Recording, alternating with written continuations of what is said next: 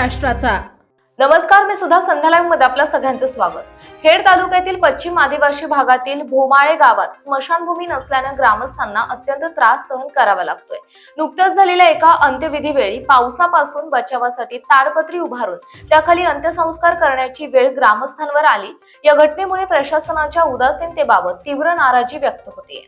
भोमाळे गावासाठी स्मशानभूमी उभारण्याचा निधी मंजूर झाला असला तरी जागेचा वाद, प्रशासकीय दिरंगाई आणि आवश्यक कार्यवाहीला होत असलेला विलंब यामुळे प्रत्यक्ष काम सुरू होऊ शकलेले नाही।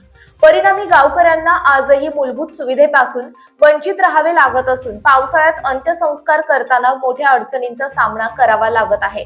प्रशासनाने स्मशानभूमीचा प्रश्न तातडीने मार्गी लावावा अशी मागणी ग्रामस्थांनी केली आहे। संध्या लाईव्ह साठी नाजिम इनामदार, राजगुरुनगर।